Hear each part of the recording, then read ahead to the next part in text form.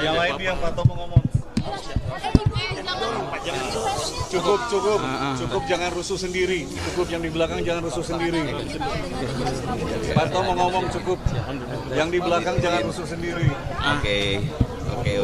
Selamat sore teman-teman media semuanya. Ya, kita baru mendengarkan pembacaan tuntutan dari Jaksa Penuntut Umum. Ya, saya terheran-heran dan kecewa ya, karena tuntutan yang dibacakan sepenuhnya mengabaikan 100% dari fakta-fakta persidangan. Ya.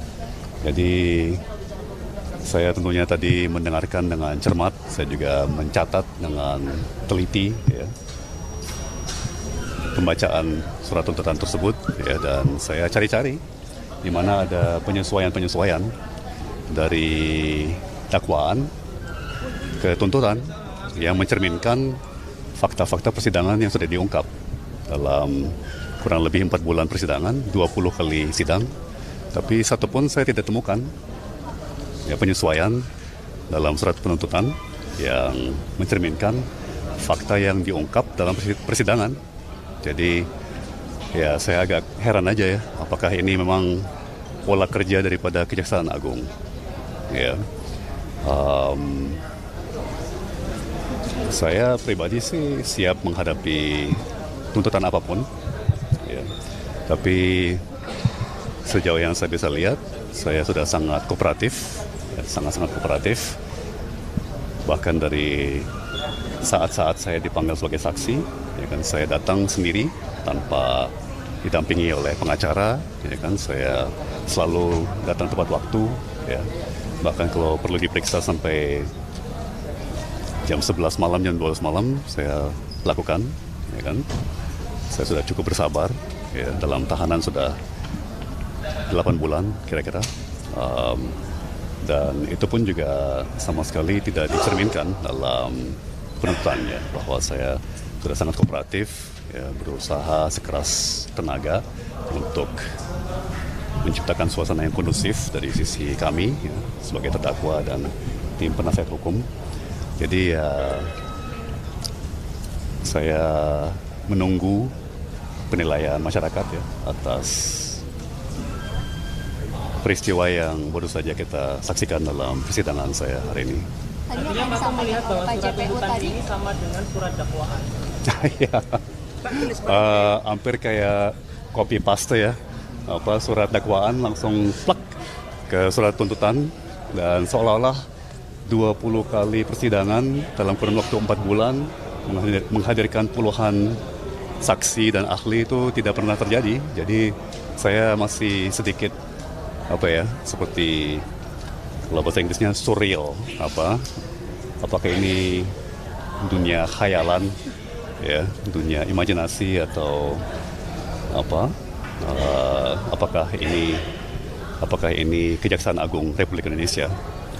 Pada dalam sesi pledoi nanti pekan depan, apa yang akan Anda sampaikan? Pledoi kan bisa disampaikan juga oleh kuasa hukum dan terdakwa langsung. Apa yang akan Anda sampaikan membahas keheranan Anda soal isi dakwaan tadi? Ya, terima kasih.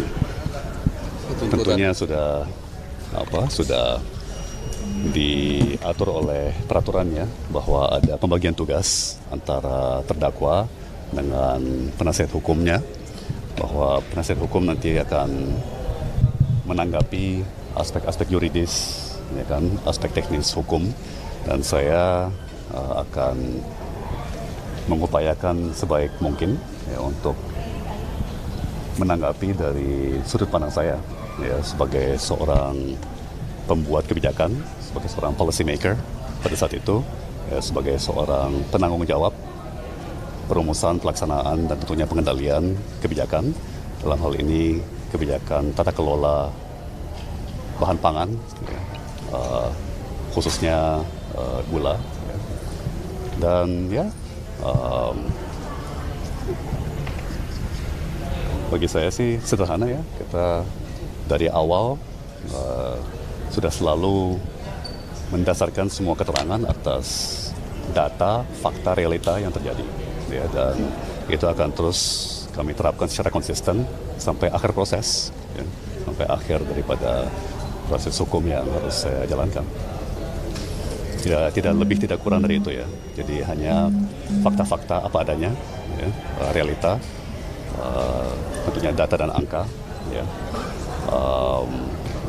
Tapi sekali lagi lebih dari sudut pandang suasana kebijakan saat itu, ya kan, latar belakang yang menjadi konteks ya, yang menjadi konteks penting daripada keputusan-keputusan yang diambil oleh kami, menteri-menteri bidang perekonomian secara bersama, ya, secara tanggung renteng, ya, secara konsultatif, secara transparan,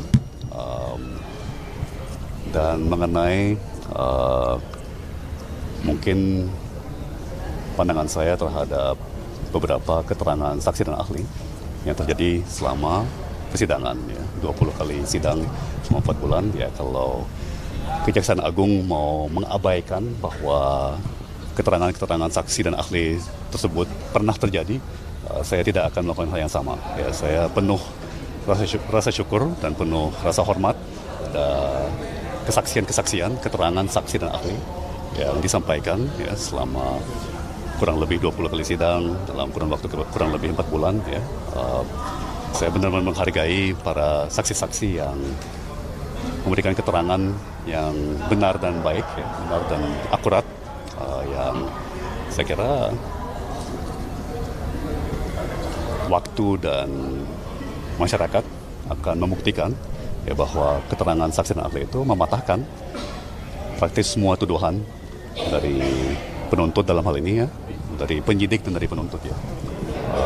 Dan ya kami akan tetap profesional ya, dan ya agak kecewa bahwa Kejaksaan Agung Republik Indonesia ya tidak sanggup untuk profesional seperti yang kami harapkan dan sebagaimana sejauh mungkin kami sendiri mempraktekannya. World Line sekali lagi bahwa Pak Tom menilai Kejaksaan Agung tidak profesional. Saya kira sangat jelas ya kalau tidak ada pergeseran, tidak ada penyesuaian sedikit pun ya dari dakwaan ya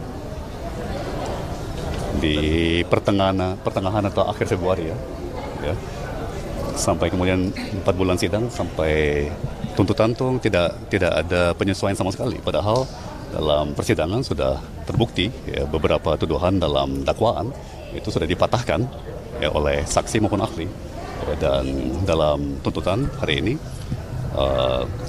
yang disampaikan oleh jaksa penuntut seolah-olah keterangan yang mematahkan tuduhan itu tidak pernah terjadi, padahal kan ada di transkrip persidangan ya, dan karena sidang ini terbuka untuk umum ya, transkrip persidangan itu akan selalu ada ya, dan di era digital ya kita ketahui bahwa jejak digital itu abadi ya, jadi saya cukup amazed ya, cukup menganggap ini luar biasa bahwa apa ya, para pejabat dan pegawai terkait tidak merenungkan ya bahwa apa, jejak digital termasuk transkrip persidangan itu abadi ya, dan waktu dan masyarakat ya, akan membuktikan ya, bahwa tuntutan ini benar-benar tidak profesional. Pendek kata ya, sesederhana itu. Pak, terakhir dari saya, tadi saya melihat Ibu Ciska. Yang lain mungkin? Yang lain. Atau apakah ini bentuk bom waktu juga dari kebijakan Mendak sebelumnya Pak? Sudah saya terangkan sebelumnya ya bahwa importasi gula itu sebuah kebijakan rutin yang berjalan dari sekurang-kurangnya dari tahun 2004 ya sampai sekarang.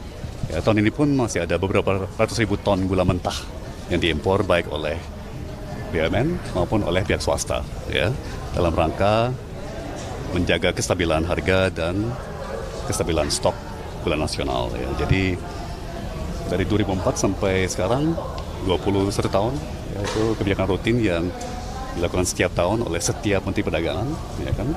Jadi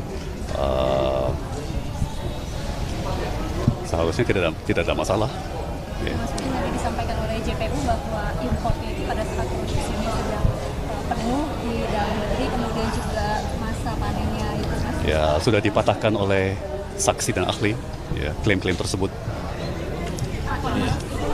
bilang data yang tidak pasti itu Saya kira cukup ya sementara ini. Terima kasih sekali. Luar biasa liputannya ini, ramai sekali hari ini. Ya, terima kasih semuanya. Sehat Pak, habis makan gula Pak?